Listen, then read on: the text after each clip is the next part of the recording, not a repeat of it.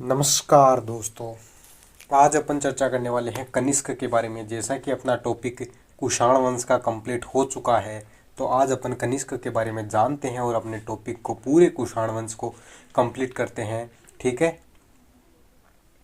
तो कनिष्क के बारे में जानते हैं। कनिष्क आपको पता ही कुषाण वंश का सबसे प्रतापी शासक रहा है, इसलिए इसको स्पेशली जानना भी चाहिए। और मैंने आपको कुषाण वंश में बताया भी था कि हम कनिष्क पर स्टार लगा करके छोड़कर गए थे उस समय, और मैंने कहा था कि इस व्यक्ति को हमें स्पेशली पढ़ना पड़ेगा ताकि हम बहुत सारी चीज़ें जान सकें इस व्यक्ति के बारे में।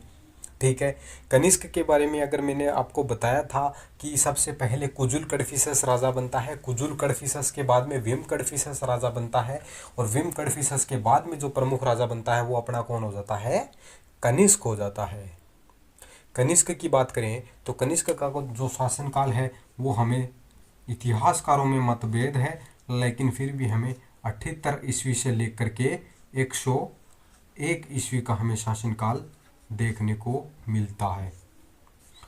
ये है कनिष्क का शासनकाल। विद्वानों में मतभेद है, और 78 ईस्वी में एक शक संवत की शुरुआत हुई थी।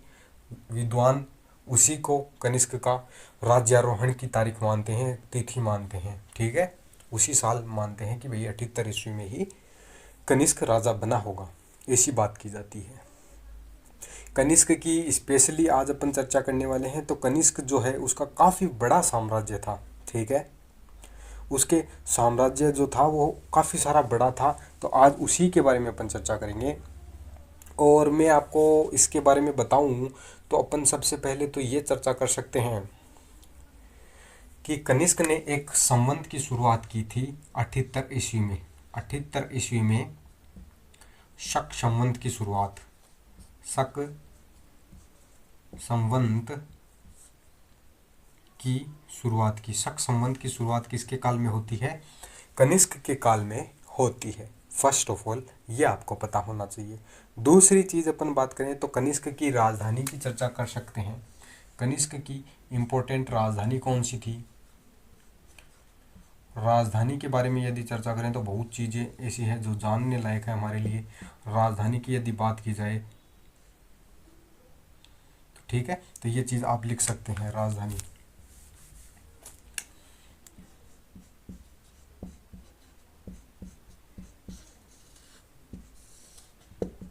कनिष्क की जो राजधानी थी वो मुख्यतया कौन सी मानी जाती है? पुरुषपुर मानी जाती है। और पुरुषपुर को राजधानी बनाने का उसके दिमाग में क्यों आता है? क्योंकि उसका जो साम्राज्य था वो काफ़ी सारा बड़ा था, मध्य एशिया तक, अफगानिस्तान तक फैला हुआ था, और इधर अपन बात करें तो बिहार तक उसका क्षेत्र फैला हुआ था।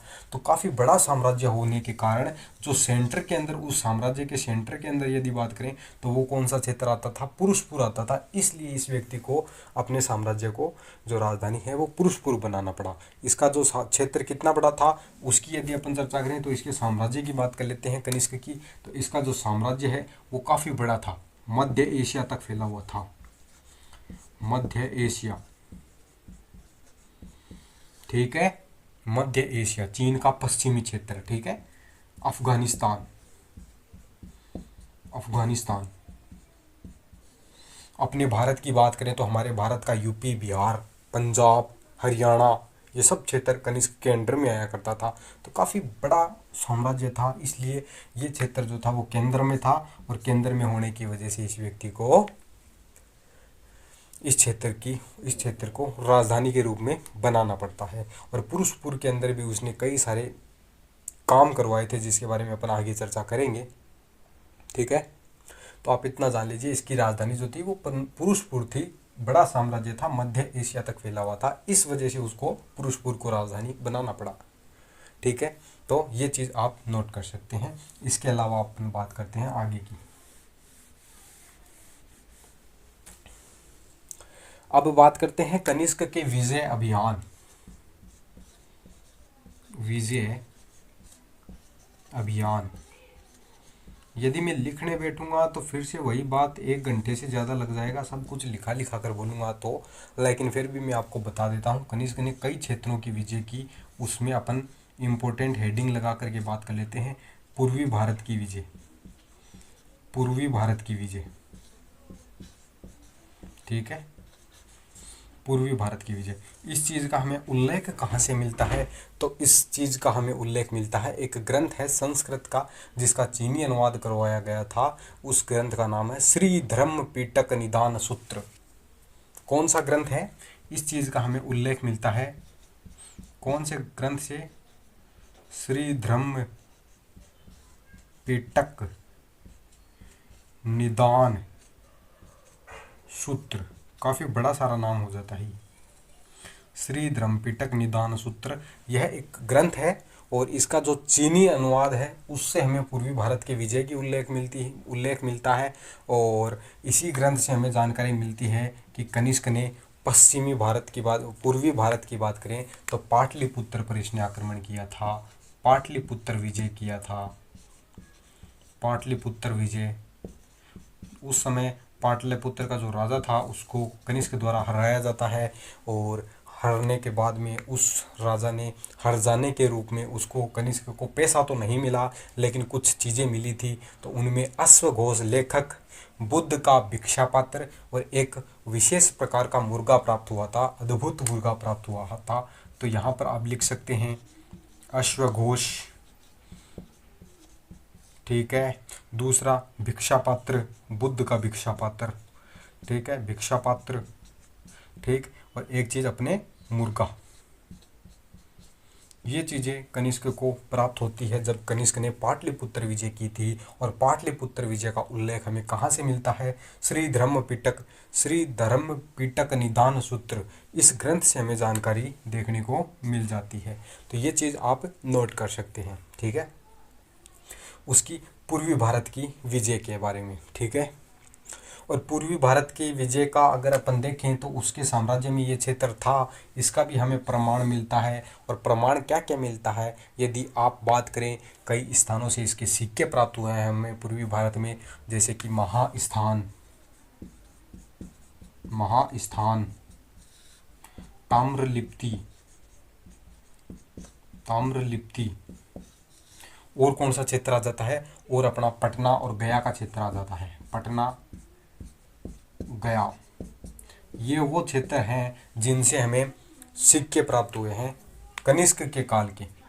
इससे अनुमान लगाया जाता है कि यह जो साम्राज्य था वो कनिष्क के अधीन रहा होगा, ठीक है। इसके बारे में आप देख सकते हैं कि ये जो है इन क्षेत्रों से हमें सिक्के प्राप्त हुए हैं। तो पूर्वी भारत में उसका क्षेत्र विस्तृत था। इसके बारे में हमें उल्लेख, पहली बात, श्री धर्मपिटक निदान सूत्र से पाटलिपुत्र की विजय का उल्लेख मिलता है। महास्थान, ताम्रलिप्ति, पटना और गया से हमें सिक्के प्राप्त होते हैं। इससे हमें पता चलता है कि उसका जो क्षेत्र था वो पूर्वी भारत में भी समृद्ध रहा है, ठीक है। बौद्ध प्रतिमा जो भी हमें प्राप्त होती है, जैसे कि हमें कौशाम्बी, और दूसरा क्षेत्र कौन सा हो जाता है? दूसरा क्षेत्र अपना हो जाता है श्रावस्ती। इन दो क्षेत्रों की बात करें तो इन दो क्षेत्रों से हमें जितने भी लेख प्राप्त हुए हैं, बौद्ध प्रतिमा जो हमें प्राप्त हुई है और बौद्ध प्रतिमा के चरणों में हमें लेख लिखे हुए मिलते हैं, तो बौद्ध प्रतिमा के चरणों से हमें लेख लिखे हुए मिलते हैं। तो ये चीज़ आप नोट कर सकते हैं, बौद्ध प्रतिमा, और उन चरणों में जो लेख लिखे हुए हैं उससे हमें जानकारी मिलती है कि उसका क्षेत्र पूर्व में विस्तृत और समृद्ध रहा है। तो ये सब चीज़ें हैं जो हमें, बहुत सारी चीज़ें हो जाती है जो हमें पूर्वी भारत के विजय के बारे में उल्लेख करती है, पूर्वी भारत में उसके साम्राज्य का उल्लेख करती है। और एक चीज़ और आप लिख सकते हैं, कौशाम्बी से हमें मोहरें भी प्राप्त हुई है, मोहरें भी प्राप्त। तो ये चीज़ आप नोट कर सकते हैं, कितनी चीज़ें हैं जो हमें पूर्वी भारत से हमें इसके साम्राज्य के विस्तार की बात करती है। अब अपन बात करते हैं अगली चर्चा की, जो हमारी चीन की विजय हो जाती है, चीन के साथ में उसका युद्ध चलता है, उसके बारे में भी जानकारी ले लेते हैं। तो ये पूर्वी भारत में विजय के बारे में आप देख सकते हैं, ठीक है, पूर्वी भारत में विजय।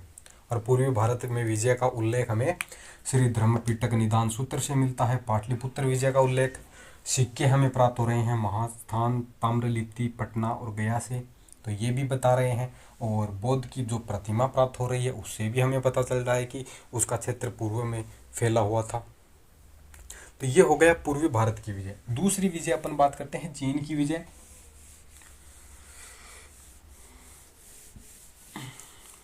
कनिष्क की चीन की विजय की बात करें तो चीन की विजय के अंदर अपन देख सकते हैं चीन की विजय कब की जाती है, तो इसके बारे में डेट बताई जाती है। एक बार तो 88 ईस्वी में युद्ध होता है और एक बार कौन सा ईस्वी, 90 ईस्वी। तो ठीक है, ये दो डेट हो जाती है, 88 और 90 ईस्वी के अंदर इनके मध्य मतभेद चलता है। चीन की विजय का उल्लेख जो हमें मिलता है वो चीनी स्रोतों से मिलता है। उस समय वहाँ पर चीन के अंदर कौन सा राजवंश था, तो उस समय वहाँ पर चीन में हन वंश था। ठीक है, और युद्ध का जो कारण रहा है, युद्ध का जो कारण था वो कारण क्या था, युद्ध का कारण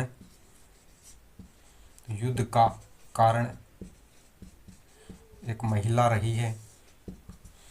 चीन का उस समय जो था वो कौन था, पान चाऊ नाम का कोई व्यक्ति था चीन के अंदर। चीन का पान चाऊ के साथ में इसका विरोध चलता है। पान चाऊ की एक लड़की थी जिससे कनिष्क विवाह करना चाहता था।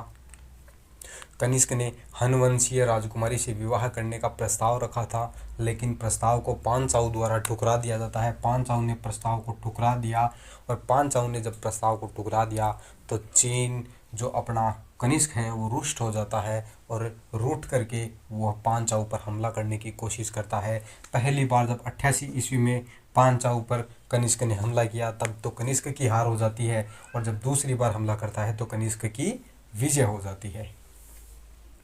तो इस तरीके से हम देखते हैं कि चीन की विजय के लिए दो बार युद्ध किए जाते हैं, जिनमें एक बार 88 ईस्वी का और एक बार 90 ईस्वी में। ठीक है, 88 ईस्वी में जब युद्ध किया गया था तो वो हनवंशीय राजकुमारी से विवाह को लेकर के किया गया था, युद्ध था जिसमें पान चाऊ की विजय होती है, और दूसरे युद्ध के अंदर 90 वाला जो युद्ध होता है उसमें कनिष्क की विजय होती है। तो इस तरीके से चीन पर भी उसका उल्लेख मिलता है। दूसरी चीज़ यदि अपन बात करें तो दूसरी चीज़ अपन ये देख सकते हैं कि एक यात्री भारत में आता है जिसे अपन ह्वेनसोंग के नाम से जानते हैं। चीन की विजय का उल्लेख ह्वेनसोंग ने भी किया है। ह्वेनसोंग ने अपने ग्रंथ में बताया है कि कनिष्क जो था उसने शुंगलिन पर्वत के उस पार भी विजय प्राप्त की थी। तो ह्वेनसोंग के ग्रंथ से हमें चीन विजय का उल्लेख मिलता है, और ह्वेनसोंग बताता है कि कनिष्क ने इस चीन विजय कर लिया था, चीन को अपने अधीन कर लिया था, ऐसा उल्लेख हमें ह्वेनसोंग बताता है। तो ये हो जाती है हमारी चीन की विजय से संबंधित। ह्वेनसोंग ने कह दिया कि इसके चीन का क्षेत्र को कनिष्क ने जीता था, तो इस हिसाब से मान लिया जाता है कि वही कनिष्क का ये क्षेत्र भी उसने विजय किया है। ठीक है, अब बात करते हैं पश्चिमोत्तर भारत की विजय। अब पश्चिमोत्तर भारत की बात कर लेते हैं। दो चीज़ बात कर ली अपन ने, पूर्वी भारत की और जो चीन की विजय। दूसरी बात कर लेते हैं पश्चिमोत्तर भारत।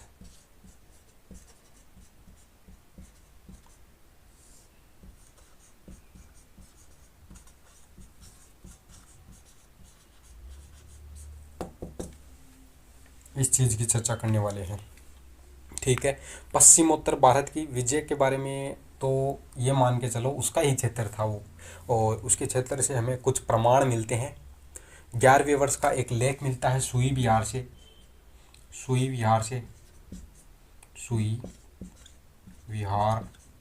से हमें एक लेख प्राप्त होता है। सुई विहार से लेख प्राप्त हुआ है। ठीक है, दूसरी चीज़ जेद्दा से एक लेख प्राप्त हुआ है।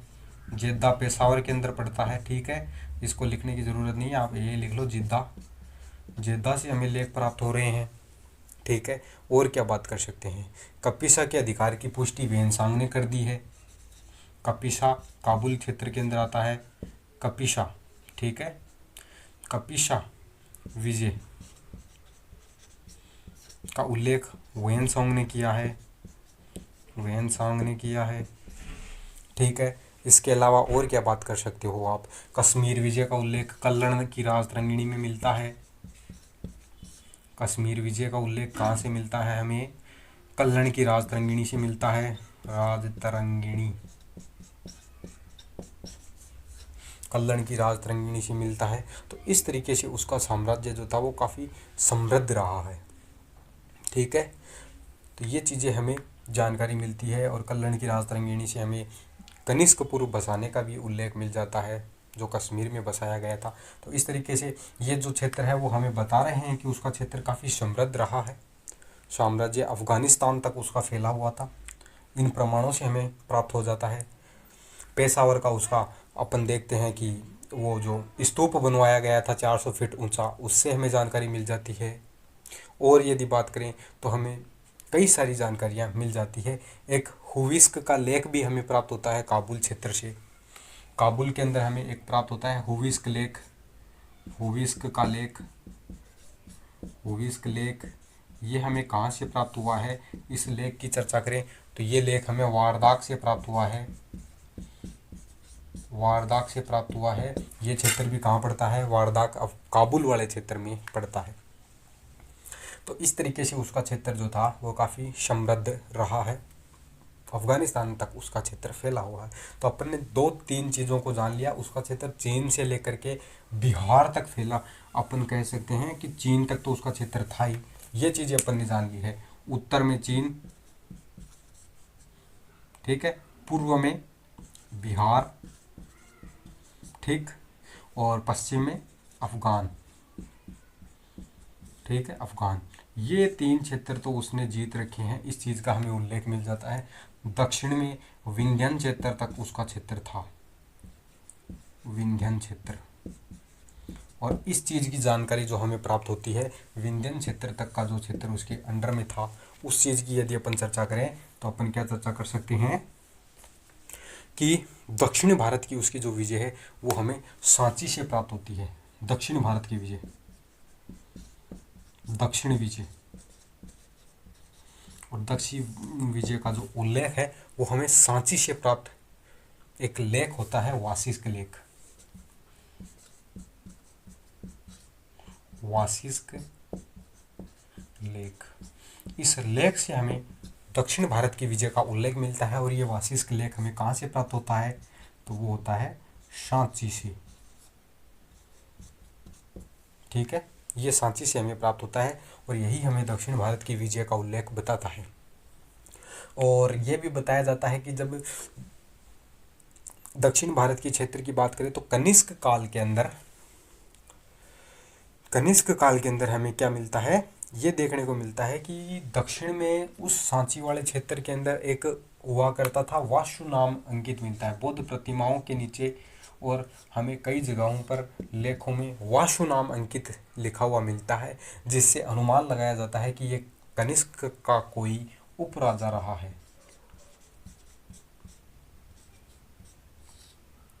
कनिष्क का कोई उपराजा रहा है, ऐसा हमें उल्लेख मिल जाता है। वाशु नामक कोई हमें देखने को मिल जाता है लेखों के अंदर, वाशु नाम अंकित मिल जाता है हमें, ठीक है। और ये जो वासिष्क लेख हमें प्राप्त हुआ है, ये कहाँ प्राप्त हुआ है, बौद्ध की प्रतिमाओं पर खुदा हुआ है, बौद्ध प्रतिमा के नीचे,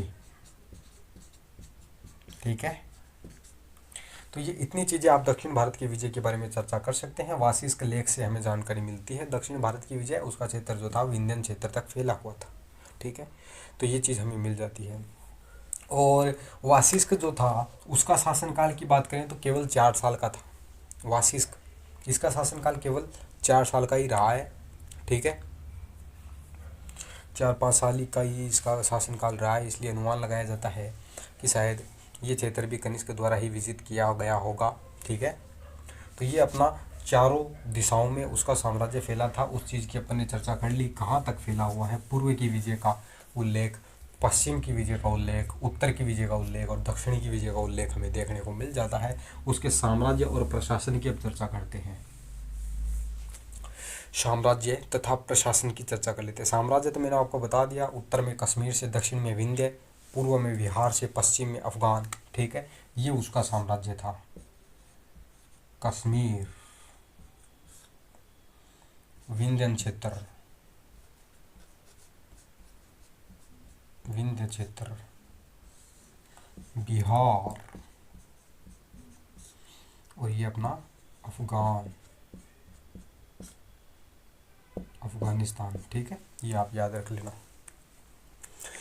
इस क्षेत्र में उसका प्रशासन था। राजधानी जो थी वो पुरुषपुर के अंदर स्थापित की गई थी। ठीक है, पुरुषपुर इसकी राजधानी हुआ करती थी। शासन प्रबंधन की बात करें तो कनिष्क जो था, शासन प्रबंधन की बात कर लेते हैं इसके। शासन प्रबंधन, और शासन प्रबंधन की मैं चर्चा करूं तो ये कर सकते हैं कि कनिष्क ने देवपुत्र की उपाधि धारण कर रखी थी।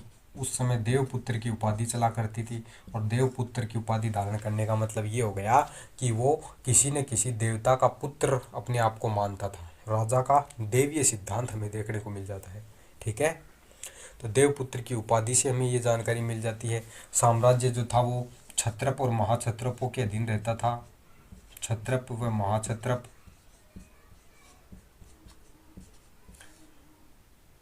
महाक्षत्रप और क्षत्रप छोटे प्रांत होते थे, और महाक्षत्रप जो होते थे वो बड़े प्रांतों के बोले तो वायसराय हुआ करते थे। तो छोटे क्षत्रप, छोटे प्रांत थे, उनके जो अधिकारी होते थे वो क्षत्रप, और बड़े प्रांत होते थे उनके जो क्षत्रप होते थे उनको महाक्षत्रप बोला जाता था। ठीक है, बड़े प्रांतों के अधिकारियों को महाक्षत्रप बोला जाता था। दूसरी बात आप ये भी नोट कर सकते हैं कि क्षत्रप लोग जो थे, क्षत्रप और महाक्षत्रप जो थे, ये दोनों ही दान भी दे सकते थे, दान दे सकते थे, मूर्तियां बनवा सकते थे। दान और मूर्तियां बनवाने का इनके पास में अधिकार होता था। तो ठीक है, ऐसे काम भी इन क्षत्रपों और महाक्षत्रपों के द्वारा कर दिया जाता है। एक चीज़ और हमें इन दोनों चीज़ों के बारे में पता चलती है कि ये दोनों ही क्षत्रप और महाक्षत्रप जो होते थे वो लोग, अधिकतर कनिष्क ने जिन व्यक्तियों को इन पोस्ट पर बिठाया था तो वो व्यक्ति कौन थे? विदेशी हमें देखने को मिलते हैं। ज़्यादातर लोग विदेशी ही थे जिनको क्षत्रप और महाक्षत्रप के पदों पर बिठाया जाता था। तो ये चीज़ हमें देखने को मिल जाती है। दूसरी चीज़, हमें मंत्रिपरिषद का उल्लेख देखने को नहीं मिलता है। मंत्रिपरिषद, मंत्रियों का कोई गुट था कि नहीं था, इस चीज़ का हमें कोई उल्लेख देखने को नहीं मिलता है। हमें दंडनायक और महादंडनायक, दंडनायक, महादंडनायक, महादंडनायक, ये दो उपाधियां हमें देखने को मिलती है। ये सैनिक उपाधियां हुआ करती थी। इससे हमें पता चलता है कि शायद कनिष्क ने सैन्य बलबूते पर ही इस साम्राज्य को टिका के रखा था। ठीक है, तो ऐसा हमें इन उपाधियों से पता चलता है। प्रशासन की सबसे छोटी इकाई जो थी, सबसे छोटी इकाई जो होती थी उसे ग्रामिक कहा जाता था। ग्राम जो होता था उसका जो अधिकारी होता था वो ग्रामिक हुआ करता था। ग्रामिक द्वारा सबसे छोटे छोटे गांव थे उनको प्रशासन संभाला जाता था। टैक्स इकट्ठा करने का इनका काम होता था। टैक्स इकट्ठा करके कनिष्क के कोष में, राज्य कोष के अंदर भी जमा करवाने का काम इनका हुआ करता था। तो ये हो जाती है हमारी प्रशासन से संबंधित जानकारी जो आप लिख सकते हैं एग्ज़ाम के अंदर। ठीक है, अब अपन प्रशासन की बात करने के बाद में आगे की चर्चा करें तो अपन ये कर सकते हैं कनिष्क और बौद्ध धर्म का क्या रिलेशन रहा है। कनिष्क का बौद्ध धर्म से क्या रिलेशन रहा है, तो कनिष्क का बौद्ध धर्म लिख लो, या फिर अपन ये लिख लेते हैं धर्म। कनिष्क का धर्म के प्रति किस प्रकार का व्यवहार रहा है, ये आप लिख सकते हैं। आपको पता होगा शासनकाल जो था कनिष्कों का, या फिर कहें कुषाणों का जो शासनकाल था, वो 200 ईसा पूर्व से 200 AD तक रहा है। ठीक है, 200 ईसा पूर्व से 200 ईस्वी सन तक इनका शासनकाल रहा है। कनिष्क अपने शासनकाल की बात करें तो ये मान के चलो आप कि कनिष्क अपने शासनकाल में प्रारंभ में ही कनिष्क ने बौद्ध धर्म अपना लिया। प्रारंभ में कनिष्क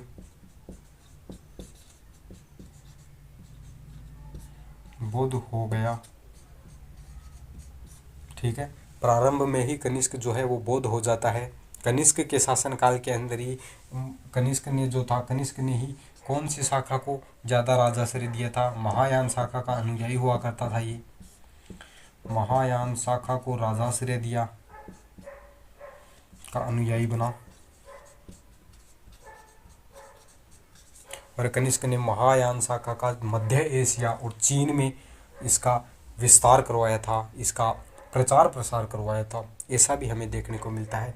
कनिष्क ने धर्म अपना लिया था, बौद्ध धर्म, और बौद्ध धर्म जो कनिष्क ने अपनाया वो किस विद्वान, उस समय कौन विद्वान था, तो वो था सुदर्शन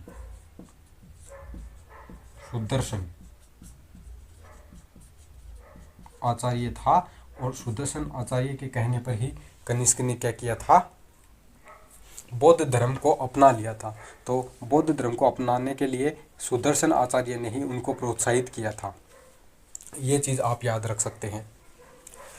और चीन की बात करें तो चीन की आप स्पेशली ये चीज़ नोट कर सकते हैं कि चीन के अंदर बौद्ध धर्म सबसे पहली बार कब प्रवेश किया गया, तो इस चीज़ की यदि अपन चर्चा करें 65 ईस्वी में, ये वो साल था जिस साल पहली बार चीन के अंदर बौद्ध धर्म प्रवेश किया गया था।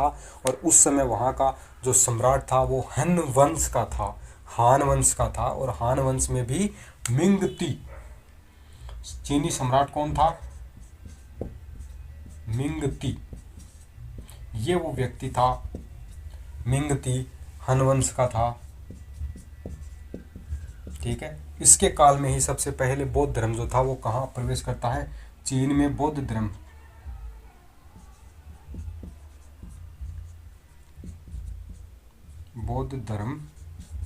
प्रवेश, ठीक है। तो ये चीज़ आप नोट कर सकते हैं। मैंने आपको बता दिया कि चीन में पहली बार बौद्ध धर्म जो प्रवेश किया गया था वो 65 ईस्वी में किया गया था, ये चीज़ आप आराम से नोट कर सकते हैं। उस समय वहाँ का राजा था मिंगती जो कि हान वंश का था। ये चीज़ आप कनिष्क के धर्म से संबंधित चीज़ों में लिख सकते हैं।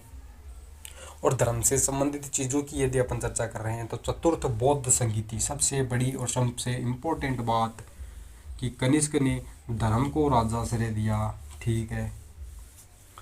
और कनिष्क के काल में ही एक बौद्ध संगीति होती है जिसे चतुर्थ बौद्ध संगीति के नाम से जाना जाता है, चतुर्थ बौद्ध संगीति। और यह जो बौद्ध संगीति हुई थी वो कनिष्क के शासनकाल में होती है। कनिष्क के शासनकाल में चतुर्थ बौद्ध संगीति हुई थी, और इसके बारे में तो आपको पता ही होगा। कहाँ हुई थी, कश्मीर में हुई थी। कश्मीर में कौन सा क्षेत्र था, कुंडलवन नामक क्षेत्र था जहाँ पर यह होती है, कुंडलवन कश्मीर। अध्यक्ष और उपाध्यक्ष जो बनाए गए थे वो किन किन को बनाए गए, तो अध्यक्ष वसुमित्र को बनाया गया था। वसुमित्र कौन था भाई, वसुमित्र जो था वो बौद्ध धर्म का आचार्य हुआ करता था, तो उसी को बना दिया गया था अध्यक्ष। और उपाध्यक्ष जो बनाया गया था वो अश्वघोष को बनाया गया था, अश्वघोष को उपाध्यक्ष नियुक्त कर दिया जाता है। तो ये चीज़ आप नोट कर सकते हैं इसके बारे में। और इसके जो विद्वान रहे हैं कनिष्क के अधीन, उनकी यदि मैं चर्चा करूं तो नागार्जुन का नाम आपने देखा होगा, नागार्जुन। और अपन बात कर सकते हैं पार्श्व, ठीक है, वसुमित्र, ठीक है। और कौन सी चीज़ हो जाती है, चरक, ठीक है। और कौन से विद्वान हो जाते हैं, इसके शासनकाल में कई ग्रंथों का संकलन होता है। इसी के अंदर कई ग्रंथों का होता है विभाषा शास्त्र, विभाषा शास्त्र। दूसरी चीज़ आप याद कर सकते हैं कि हमारा और क्या हो जाता है, विभाषा शास्त्र का संकलन हुआ था, त्रिपिटकों का संकलन होता है, पिटकों का संकलन, ये त्रिपिटक जो थे उनका संकलन होता है। विभाषा शास्त्र नामक ग्रंथ का संकलन बौद्ध धर्म के अधीन हुआ था, बौद्ध धर्म की चतुर्थ बौद्ध संगीति के अंदर हुआ था। और कनिष्क के शासनकाल में ये सब होता है। ये सब विद्वान थे, नागार्जुन, पार्श्व, वसुमित्र और अश्वघोष, ठीक है। ये सब चरक, ये सब कौन थे, ये कनिष्क के काल में विद्वान रहा करते थे। इसके अलावा वास्तुकला के अंदर भी इसका भी काफ़ी योगदान रहता है, जो हमारा एक टॉपिक रह ही जाता है। छोटी सी बात है, 30 मिनट का वीडियो था अपना जो कंप्लीट हो चुका है। अब ये जो वास्तुकला है इसके बारे में फिर कभी चर्चा कर लेंगे।